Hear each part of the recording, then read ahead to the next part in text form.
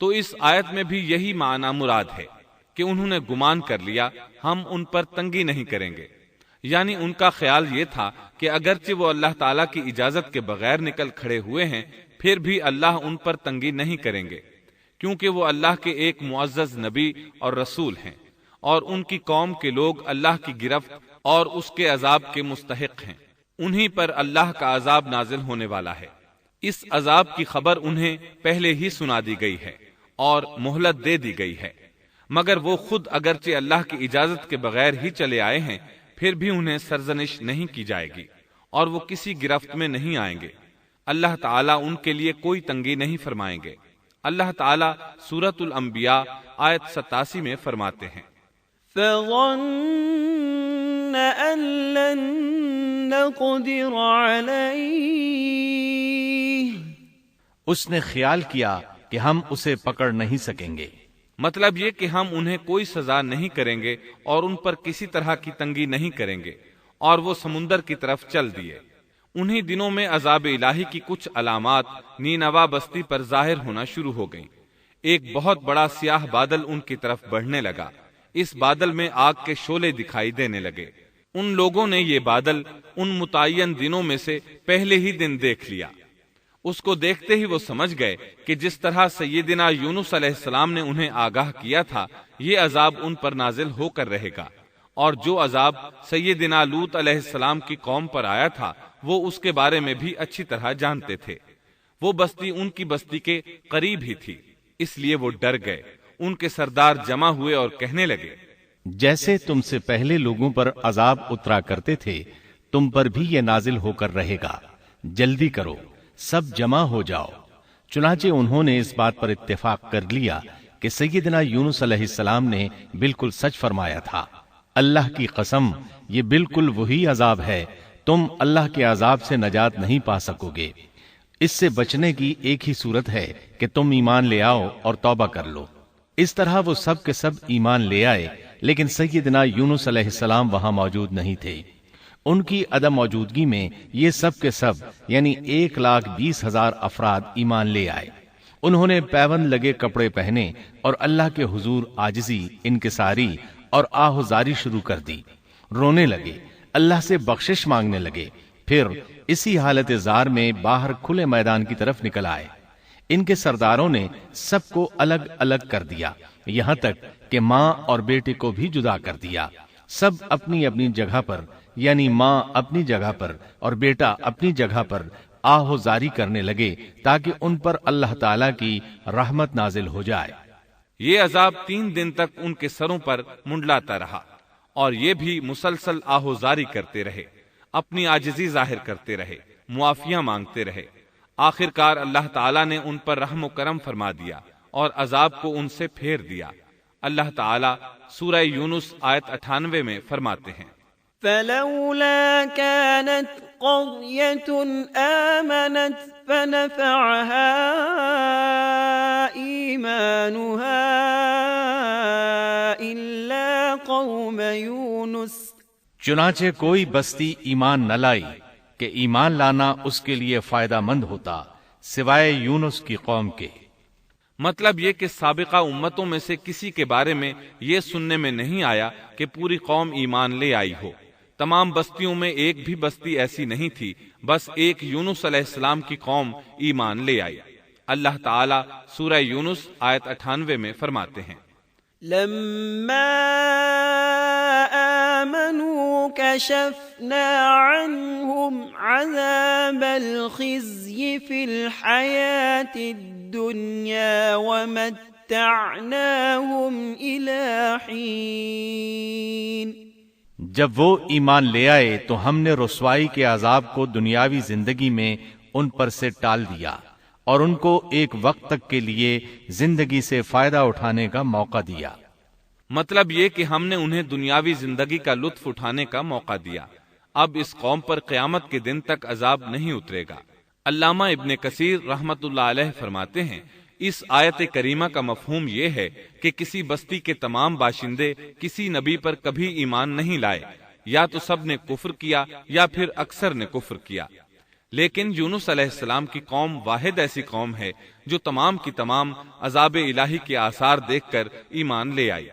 سابقہ ادوار میں جتنی بھی بستیاں گزریں ان میں اہل ایمان کے ساتھ یا تو کفار رہے ہیں یا ان میں منافقین بھی رہے ہیں، سوائے یونس علیہ السلام کی قوم کے وہ سب کے سب کافر تھے، پھر سب کے سب ایمان لے آئے۔ یہ اللہ تعالیٰ کے عجائبات میں سے ہے اور اس کی قدرت اور رحمت کی نشانیوں میں سے ہے۔ اب دوسری طرف کی سنیے، یونس علیہ السلام کو کچھ معلوم نہیں تھا کہ ان کی قوم کے ساتھ کیا ہوا۔ آپ تو غصے کی حالت میں بستی سے نکل کر سمندر کی طرف چلے آئے تھے۔ آپ ایک کشتی کی طرف آئے، اس میں سواریاں اور ساز و سامان لدا ہوا تھا۔ اللہ تعالیٰ سورۃ الصافات آیت 140 میں فرماتے ہیں، اذ ابق الى الفلك المشحون، جب وہ بھاگ کر بھری کشتی پر پہنچے۔ کشتی روانہ ہوئی، موجیں اٹھیں، سمندر میں طغیانی آئی، یوں لگتا تھا کہ بس ابھی غرق ہوئے۔ کہنے لگے بوجھ ہلکا کرو، اپنا ساز و سامان سمندر میں پھینک دو۔ چنانچہ انہوں نے اپنا اپنا ساز و سامان سمندر میں پھینک دیا۔ اس طرح کشتی کچھ ہلکی ہو گئی، لیکن ضرورت کے مطابق ہلکی نہ ہو سکی۔ اب وہ کہنے لگے کسی کو سمندر میں گرانا ضروری ہے تاکہ کشتی مزید ہلکی ہو جائے، ورنہ یہ ڈوب جائے گی۔ جلدی کرو، قرع ڈالو۔ جس کے نام کا قرع نکلتا جائے اسے سمندر میں گراتے جاؤ اور بار بار یہ عمل دہراتے جاؤ یہاں تک کہ کشتی ہلکی ہو جائے۔ چنانچہ قرع ڈالا گیا۔ سب سے پہلے یونس علیہ السلام کا نام نکلا۔ سب کہنے لگے نہیں، یہ تو ایسے نہیں ہیں، ان کے چہرے پر تو سجدوں کے نشانات ہیں، انہیں رہنے دو، پھر قرع ڈالو۔ چنانچہ پھر قرع ڈالا گیا، پھر انہی کا نام نکلا۔ سب نے تعجب کیا۔ تیسری مرتبہ پھر قرع ڈالا گیا، اس بار پھر یونس علیہ السلام ہی کا نام نکلا۔ اللہ تعالیٰ سورۃ الصافات آیت 141 میں فرماتے ہیں، فساهم فكان من المدحضين، پھر قرآن اندازی ہوئی تو یہ مغلوب ہو گئے۔ ہر بار انہی کا نام نکلا۔ آخر کار ان لوگوں نے انہیں پکڑ کر سمندر میں گرا دیا۔ فالتقمه الحوت، تو پھر انہیں مچھلی نے نگل لیا۔ حوت بڑی مچھلی کو کہتے ہیں۔ اللہ تعالیٰ نے حوت کو القاء فرمایا، انہیں کھانا نہیں، نہ ان کے جسم کو کوئی گزند پہنچے۔ یہ اس مچھلی کو اللہ تعالیٰ کے احکامات تھے۔ اللہ تعالیٰ سورۃ الصافات آیت 142 میں فرماتے ہیں، فالتقمه الحوت وهو مليم، تو پھر انہیں مچھلی نے نگل لیا اور وہ خود اپنے آپ کو ملامت کرنے لگے۔ یعنی وہ سمجھ گئے کہ بار بار جو ان کا نام قرآن اندازی میں نکلتا رہا ہے تو وہی مقصود ہیں، چنانچہ خود کو ملامت کرنے لگے، اور یہ ملامت توبہ کی ابتدا ہے کہ انسان خود کو ملامت کرتا ہے۔ اب یونس علیہ السلام مچھلی کے پیٹ میں تھے۔ اللہ کی قدرت، آپ مچھلی کے پیٹ میں 3 دن تک رہے، بعض روایات میں 7 دن اور زیادہ سے زیادہ مدت 40 روز آئی ہے۔ آپ نے مچھلی کے پیٹ میں اللہ تعالیٰ کو پکارا۔ اللہ سورۃ الانبیاء آیت 87 میں فرماتے ہیں، فنادى في الظلمات، آخر کار وہ اندھیروں کے اندر سے پکار اٹھے۔ علماء نے یہاں 3 اندھیروں کا ذکر کیا ہے، مچھلی کے پیٹ کا اندھیرا، سمندر کا اندھیرا اور رات کا اندھیرا۔ گویا ان پر یہ سارے اندھیرے اکٹھے ہو گئے تھے۔ اللہ سورۃ الصافات آیت 143 اور 144 میں فرماتے ہیں، فلولا انه كان من المسبحين للبث في بطنه الى يوم يبعثون، پس اگر یہ پاکی بیان کرنے والوں میں سے نہ ہوتے تو لوگوں کے اٹھائے جانے کے دن تک اس کے پیٹ ہی میں رہتے۔ مطلب یہ کہ اگر آپ اللہ تبارک و تعالی کی تسبیح نہ بیان کرتے تو مچھلی کے پیٹ ہی میں رہتے۔ آپ نے دعا نہیں مانگی بلکہ اللہ عز و جل کی تسبیح بیان کی۔ روایات میں یوں بھی آتا ہے کہ جب مچھلی آپ کو سمندر کی اتھاہ گہرائی میں لے گئی تو آپ وہاں آبی مخلوقات کی تسبیحات کی آوازیں سننے لگے۔ گویا اللہ تعالیٰ نے انہیں القاء فرمایا کہ آپ بھی تسبیح کریں۔ اللہ سورۃ الانبیاء آیت 87 میں فرماتے ہیں، فنادى في الظلمات أن لا إله إلا أنت سبحانك إني كنت من الظالمين۔ بالآخر وہ اندھیروں کے اندر سے پکار اٹھا کہ الہی تیرے سوا کوئی معبود نہیں، تو پاک ہے، بے شک میں ظالموں میں ہو گیا۔ چنانچہ یونس علیہ السلام نے اس تسبیح کے الفاظ کو یوں ادا فرمایا، لا إله إلا أنت سبحانك إني كنت من الظالمين۔ امام احمد، امام ترمذی، امام نسائی اور دیگر ائمہ رحمہم اللہ نے یہ حدیث نقل کی ہے کہ یونس علیہ السلام کی وہ دعا جو انہوں نے مچھلی کے پیٹ میں مانگی تھی وہ یہی ہے، لا إله إلا أنت سبحانك إني كنت من الظالمين۔ جو بھی مسلمان یہ دعا اپنی کسی حاجت میں مانگے گا اللہ تعالیٰ اس کی دعا ضرور قبول فرمائے گا۔ یہ دعائے مستجاب ہے، مقبول دعاؤں میں سے ہے۔ اسی دعا کے بعد اللہ تعالیٰ نے یونس علیہ السلام کو اس پریشانی سے نجات عطا فرمائی۔ اللہ سورۃ الانبیاء آیت 88 میں فرماتے ہیں، فاستجبنا له ونجيناه من الغم وكذلك ننجي المؤمنين۔ تو ہم نے اس کی پکار سن لی اور اسے غم سے نجات دے دی، اور ہم ایمان والوں کو اسی طرح بچا لیا کرتے ہیں۔ ایک صحابی نے نبی کریم صلی اللہ علیہ وسلم سے پوچھا، اے اللہ کے رسول صلی اللہ علیہ وسلم، یونس علیہ السلام نے جو دعا مچھلی کے پیٹ میں مانگی کیا وہ صرف انہی کے لیے تھی یا ان کے بعد اہل ایمان کے لیے بھی ہے؟ تو آپ نے فرمایا، یہ دعا یونس علیہ السلام کے لیے خاص تھی اور سب اہل ایمان کے لیے عام ہے۔ کیا تم نے اللہ تعالیٰ کا یہ فرمان نہیں سنا؟ وَكَذَلِكَ نُنْجِي الْمُؤْمِنِينَ۔ اور ہم ایمان والوں کو اسی طرح بچا لیا کرتے ہیں۔ جو بھی اس دعا کو پڑھے گا اللہ اسے رنج و غم سے نجات دیں گے۔ ایک قول کے مطابق تقریباً 40 روز آپ کی شب و روز یہی دعا رہی۔ اس مدت کے ختم ہونے پر اللہ تعالیٰ نے آپ کی دعا کو قبولیت بخشی۔ مچھلی ساحل پر پہنچی، انہیں کنارے پر ڈالا اور واپس چلی گئی۔ اس بات کو اللہ تعالیٰ نے سورۃ الصافات آیت 145 میں یوں بیان فرمایا ہے، فَنَبَذْنَاهُ بِالْعَرَاءِ وَهُوَ سَقِيمٌ۔ پس اسے ہم نے چٹیل میدان میں ڈال دیا اور وہ اس وقت بیمار تھے۔ آپ وہاں اسی طرح لیٹے رہے۔ پھر اللہ کی قدرت سے آپ کے قریب ایک بیل دار درخت اگا، جیسا کہ سورۃ الصافات آیت 146 میں ہے، وَأَنبَتْنَا عَلَيْهِ شَجَرَةً مِّن يَقْطِينٍ۔ اور اس پر سایہ کرنے والا ایک بیل دار درخت ہم نے اگا دیا۔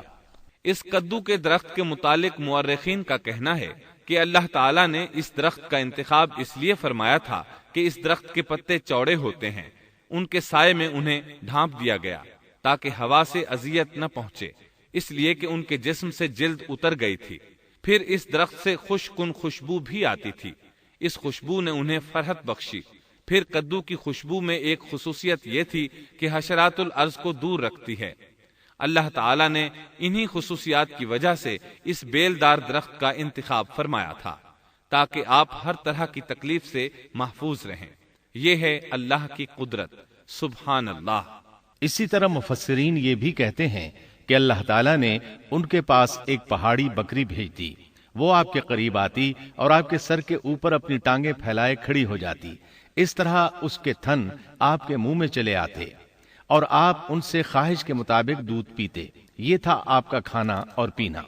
رفتہ رفتہ آپ کی حالت بہتر ہو گئی، توانا اور تندرست ہو گئے، پھر آپ اٹھنے کے قابل ہو گئے، اور یہ سب اللہ تعالیٰ کی مہربانی سے ہوا۔ جب آپ کی صحت لوٹ آئی، تو اللہ تعالیٰ نے آپ کو پھر آپ کی قوم کی طرف بھیجا، جیسا کہ سورۃ الصافات آیت 148 میں ہے۔ وَأَرْسَلْنَاهُ إِلَى 100,000 أَوْ يَزِيدُونَ فَآمَنُوا فَمَتَّعْنَاهُمْ إِلَى حِينٍ۔ اور ہم نے اسے 1,00,000 بلکہ اور زیادہ آدمیوں کی طرف بھیجا، پس وہ ایمان لے آئے اور ہم نے انہیں ایک زمانے تک عیش و عشرت دی۔ وہ سب کے سب آپ پر ایمان لے آئے تھے۔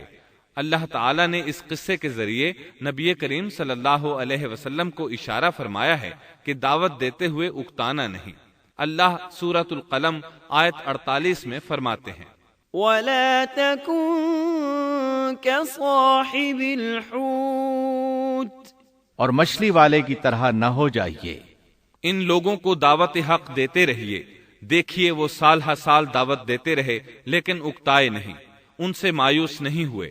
ان کی پوری بستی میں سے ایک بھی ان پر ایمان نہیں لایا تھا، لیکن جب ان سے مایوس ہو گئے تو انہیں اللہ کے عذاب سے آگاہ کر دیا اور منہ پھیر کر چل دیے تو وہ سب کے سب ایمان لے آئے۔ اللہ تعالی سورۃ القصص آیت 56 میں فرماتے ہیں، إنك لا تهدي من أحببت ولكن الله يهدي من يشاء۔ آپ جسے چاہیں ہدایت نہیں دے سکتے، بلکہ اللہ تعالیٰ ہی جسے چاہتا ہے ہدایت دیتا ہے۔ اس قصے میں بہت بڑا سبق ہے کہ کسی بھی حالت میں اللہ کی رحمت سے مایوس نہیں ہونا چاہیے اور نہ ہدایت کے معاملے میں اپنی ذات پر بھروسہ کرنا چاہیے۔ ہدایت تو بس صرف اللہ تعالیٰ ہی کی طرف سے ہے۔ آپ کے ذمے تو پیغام حق پہنچا دینا ہے۔ اللہ سبحانہ و تعالیٰ کے ذمے ہدایت سے نوازنا ہے۔ اللہ تعالیٰ نے انہیں پاک صاف بنا دیا، انہیں چن لیا۔ اللہ خود ہی سورۃ القلم آیت 50 میں وضاحت فرماتے ہیں، فاجتباه ربه فجعله من الصالحين۔ اسے اس کے رب نے پھر نوازا اور اسے نیک لوگوں میں کر دیا۔ امام مسلم نے ایک حدیث روایت کی ہے کہ نبی کریم صلی اللہ علیہ وسلم نے فرمایا، لا ينبغي لعبد ان يقول انا خير من يونس بن متى۔ تم میں سے کوئی شخص ہرگز یہ نہ کہے کہ میں یعنی محمد یونس بن متی سے بہتر ہوں، یعنی یوں نہ کہے کہ میں سیدنا یونس علیہ السلام سے افضل ہوں۔ وہ اس طرح کہ وہ تو اپنی قوم کے ایمان لانے سے مایوس ہو گئے تھے اور میں مایوس نہیں ہوں۔ اس طرح بالکل نہ کہے، کیونکہ بالآخر اللہ تعالیٰ نے آپ کو چن لیا اور برگزیدہ بنا لیا اور صالحین میں داخل کر لیا۔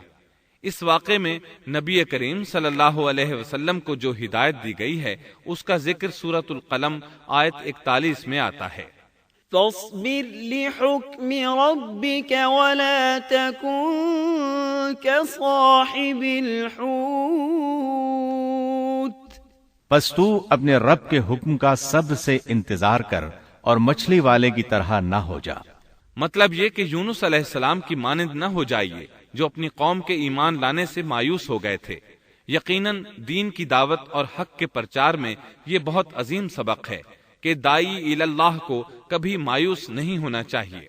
یونس علیہ السلام کا قصہ ختم ہوا اور اب ہم آپ کو سناتے ہیں ذوالکفل علیہ السلام کا قصہ۔ قرآن عزیز میں ذوالکفل علیہ السلام کا ذکر 2 سورتوں یعنی سورۃ الانبیاء اور سورہ صاد میں آیا ہے، لیکن دونوں سورتوں میں صرف نام مذکور ہے، مختصر و مفصل کسی قسم کے حالات کا کوئی تذکرہ نہیں ہے۔ سورۃ الانبیاء آیت 85 اور 86 میں اللہ تعالیٰ فرماتے ہیں، وَإِسْمَاعِيلَ وَإِدْرِيسَ وَذَا الْكِفْلِ كُلٌّ مِّنَ الصَّابِرِينَ وَأَدْخَلْنَاهُ فِي رَحْمَتِنَا إِنَّهُمْ مِنَ الصَّالِحِينَ۔ اور اسماعیل اور ادریس اور ذوالکفل یہ سب صابر لوگ تھے، ہم نے انہیں اپنی رحمت میں داخل کر لیا، یہ سب لوگ نیک تھے۔ اللہ تعالیٰ سورہ صاد آیت 48 میں فرماتے ہیں، واذكر إسماعيل واليسع وذا الكفل وكل من الأخيار۔ اسماعیل، یسع اور ذوالکفل کا بھی ذکر کر دیجئے، یہ سب بہترین لوگ تھے۔ ذوالکفل علیہ السلام کے متعلق جس طرح قرآن مجید نے نام کے سوا کچھ ذکر نہیں فرمایا، اسی طرح نبی اکرم صلی اللہ علیہ وسلم سے بھی ان کے متعلق کچھ منقول نہیں ہے، لہٰذا قرآن و حدیث کی روشنی میں اس سے زیادہ کچھ نہیں کہا جا سکتا کہ ذوالکفل علیہ السلام اللہ کے برگزیدہ نبی اور پیغمبر تھے اور کسی قوم کی ہدایت کے لیے مبعوث ہوئے تھے۔ قرآن و سنت میں اس سے زیادہ سکوت ہے۔ باقی رہا سیر و تواریخ میں ان کا ذکر، تو کافی تفتیش و جستجو کے بعد بھی ہمیں اس سلسلے میں ایسی ٹھوس معلومات نہیں مل سکیں جن کے ذریعے سے ذوالکفل علیہ السلام کے حالات و واقعات پر مزید روشنی پڑ سکے۔ چنانچہ تورات بھی خاموش ہے اور اسلامی تاریخ بھی۔ البتہ ابن جریر رحمت اللہ علیہ نے مشہور مفسر تابعی مجاہد رحمت اللہ علیہ سے ان کے متعلق ایک قصہ نقل کیا ہے۔ اسی طرح امام ابن ابی حاتم نے اسی قصے کے قریب کچھ آثار عبداللہ بن عباس اور ابو موسیٰ اشعری رضی اللہ عنہم سے نقل فرمائے ہیں۔ یہ طویل روایات ہیں۔ ان میں ہے کہ ابن عباس اور ابو موسیٰ اشعری رضی اللہ عنہم فرماتے ہیں کہ ذوالکفل نبی نہیں تھے، بلکہ وہ ایک نیک اور صالح آدمی تھے۔ لیکن ایک تو یہ روایات سند کے اعتبار سے ضعیف ہیں، دوسرا یہ کہ ابن عباس اور ابو موسیٰ رضی اللہ عنہم جیسے جلیل القدر صحابہ اور مجاہد رحمت اللہ علیہ جیسے عظیم تابعی سے یہ ناممکن ہے کہ وہ ذوالکفل علیہ السلام کے متعلق یہ فرمائیں کہ وہ نبی نہیں بلکہ ایک نیک مرد تھے۔ شاہ عبد القادر رحمت اللہ علیہ کا موقف ہے کہ ذوالکفل ایوب علیہ السلام کے بیٹے تھے اور انہوں نے اللہ کی خاطر کسی آدمی کی ضمانت دی تھی جس کی پاداش میں ان کو کئی برس قید کی تکالیف برداشت کرنا پڑی۔ چنانچہ شاہ صاحب اپنی تفسیر موضح القرآن میں لکھتے ہیں کہ ذوالکفل ایوب علیہ السلام کے بیٹے تھے، ایک شخص کے ضامن ہو کر کئی برس قید رہے اور اللہ کی خاطر یہ مشقت سہی۔ موجودہ دور کے بعض مفسرین کا خیال ہے کہ ذوالکفل حزقیل علیہ السلام کا لقب ہے۔ ایک دوسرے مفسر کی عجیب و غریب رائے یہ ہے کہ ذوالکفل گوتم بدھ کا لقب ہے، کیونکہ اس کے دارالسلطنت کا نام کفل تھا، جس کا معرب کفل ہے، اور عربی میں ذو صاحب اور مالک کے لیے آتا ہے، اور صاحب مال کے لیے ذو مال اور مالک شہر کے لیے ذو بلد کے الفاظ کثرت سے استعمال ہوتے ہیں۔ لہذا یہاں بھی کفل کے مالک و بادشاہ کو ذوالکفل کہا گیا ہے۔ اس مفسر نے یہ بھی دعویٰ کیا ہے کہ گوتم بدھ کی اصل تعلیم توحید اور حقیقی اسلام ہی کی تعلیم تھی، مگر اس کی موجودہ صورت دوسرے ادیان کی طرح محرف اور مسخ شدہ ہے۔ لیکن یہ اقوال قیاس و آراء سے زیادہ تاریخی حیثیت سے کوئی وقت نہیں رکھتے۔ ہم اس تعصب کے قائل نہیں ہیں کہ اگر صحیح تاریخ سے یہ ثابت ہو جائے کہ قرآن نے جن انبیاء کے صرف نام ذکر کیے ہیں ان کا مصداق فلاں برگزیدہ ہستی ہے، اور اس کا انکار صرف اس لیے کر دیا جائے کہ اس سے پہلے چونکہ ایسی بات کسی نے نہیں کہی اس لیے یہ قابل رد ہے۔ یقیناً ہم اس حقیقت کو تسلیم کرتے ہیں کہ تاریخی حقائق کی جستجو کا باب بند نہیں ہوا، اور آئے دن نئی نئی تحقیقات سامنے آ رہی ہیں اور جدید انکشافات ہو رہے ہیں، بلکہ ان کے ذریعے قرآن مجید اور احادیث رسول کے بیان کردہ واقعات کی تصدیق ہوتی چلی جا رہی ہے۔ ملحد و بے دین لوگ ان کا انکار اس لیے کرتے اور کرتے آ رہے ہیں کہ تاریخ اور فلسفہ ان کا ساتھ نہیں دیتے، لیکن اگر قرآن کریم کی بیان کردہ کسی ہستی کے متعلق مزید انکشافات روشنی میں آئیں تو ہمارے لیے انکار کا باعث نہیں بلکہ مخالفین پر مزید حجت اور دلیل ہیں۔ لیکن اس حقیقت کے اقرار کے باوجود اس سے یہ بھی لازم نہیں آتا کہ کسی واقعے کے متعلق کوئی شخص اگر محض اپنے وہم و گمان اور قیاس و انداز سے بے دلیل کوئی بات کر دے تو ضرور اس کو مان لیا جائے۔ چنانچہ ذوالکفل علیہ السلام کو گوتم بدھ قرار دینا ابھی تک اس سے زیادہ کوئی حیثیت نہیں رکھتا۔ ہمارے لیے دنیا کے مختلف گوشوں میں اللہ کے فرستادہ نبیوں پر ایمان لانے کے لیے قرآن کی وہ تینوں دفعات کافی ہیں جو دین اسلام کا امتیازی وصف ہیں۔ سورۃ الفاتر آیت 24 میں اللہ تعالیٰ فرماتے ہیں، وَإِن من أمة إلا خلا فيها نذير، اور کوئی امت ایسی نہیں ہوئی جس میں کوئی ڈر سنانے والا نہ گزرا ہو۔ سورۃ المومن آیت 78 میں اللہ تعالیٰ فرماتے ہیں منهم من قصصنا عليك ومنهم من لم نقصص عليك، بعض انبیاء کے واقعات ہم آپ کو بیان کر چکے ہیں اور ان میں سے بعض کے قصے تو ہم نے آپ کو بیان ہی نہیں کیے۔ سورۃ البقرہ آیت 136 میں اللہ تعالیٰ فرماتے ہیں لا نفرق بين احد من رسله، ہم رسولوں میں سے کسی کے درمیان فرق نہیں کرتے۔ اس لیے ایک مومن کا یہ عقیدہ ہونا چاہیے کہ ہم اللہ کے انبیاء میں سے کسی نبی کے درمیان کوئی فرق نہیں کرتے، یعنی تمام انبیاء پر ایمان لاتے ہیں۔ اس صاف اور واضح عقیدے کے بعد اگر ہمارے سامنے کسی ملک اور کسی خطے کے انبیاء اور رسول کے واقعات نہیں بھی آئے تو اس کے اسباب و وجوہات اور ہیں، لیکن جہاں تک ان پر ایمان لانے کا تعلق ہے وہ اختصار سے بھی کافی ہے، اور ان کی تفصیلات سے آگاہی ہماری رشد و ہدایت کے مقاصد یعنی اللہ پر ایمان اور نیک اعمال کے لیے ضروری نہیں ہے، خصوصاً جبکہ اللہ تعالیٰ نے ہم پر یہ حقیقت بھی قرآن مجید میں واضح کر دی ہے کہ نبی اکرم صلی اللہ علیہ وسلم خاتم النبیین ہیں اور تمام سچے ادیان کی صحیح اور حقیقی تعلیم کی تصدیق کر کے ان کو بلند درجات کے درجہ کمال تک پہنچانے والے ہیں، جیسا کہ سورۃ المائدہ آیت 3 میں اللہ تعالیٰ فرماتے ہیں اليوم أكملت لكم دينكم وأتممت عليكم نعمتي ورضيت لكم الإسلام دينا، آج میں نے تمہارے لیے دین کو کامل کر دیا اور تم پر اپنا انعام بھرپور کر دیا اور تمہارے لیے اسلام کے دین ہونے پر رضامند ہو گیا۔ خلاصہ کلام یہ کہ ہمیں یہ تسلیم ہے کہ ہندوستان میں بھی اللہ کے سچے نبی اور پیغمبر مبعوث ہوئے، بلکہ سیرت نگاروں کی روایات کے مطابق ابو البشر آدم علیہ السلام اسی ہندوستان کے کسی گوشے میں اتارے گئے، لیکن جب تک قرآن و حدیث کی صراحت یا تاریخ کے صحیح دلائل و براہین سے یہ ثابت نہ ہو جائے کہ ذوالکفل گوتم بدھ کا لقب ہے، محض قیاس و آراء کی بنا پر ہم اس کو تسلیم نہیں کرتے، کیونکہ جس طرح کسی نبی کو نہ ماننا کفر کی راہ ہے، اسی طرح کسی غیر نبی کو نبی تسلیم کرنا بھی باطل ہے۔ محترم سامعین، ابھی آپ دارالسلام اسٹوڈیو لاہور پاکستان سے قصص الانبیاء کا 11واں حصہ صبر کا بدلہ سن رہے تھے۔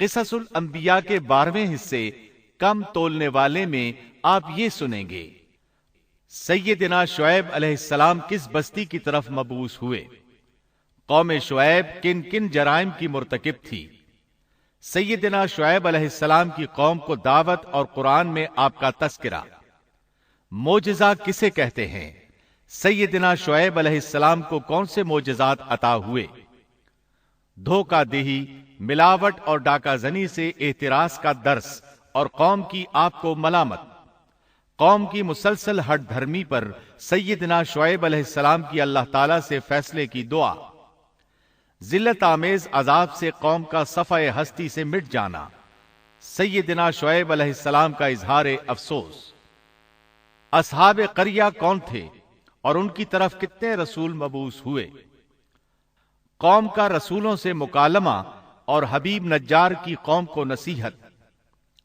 قوم کی رسولوں سے بدشگونی اور ان کو سنسار کرنے کی دھمکی، حبیب نجار کی شہادت اور جنت میں داخلہ، سیدنا جبریل علیہ السلام کی چیخ سے اصحاب القریہ کی ہلاکت،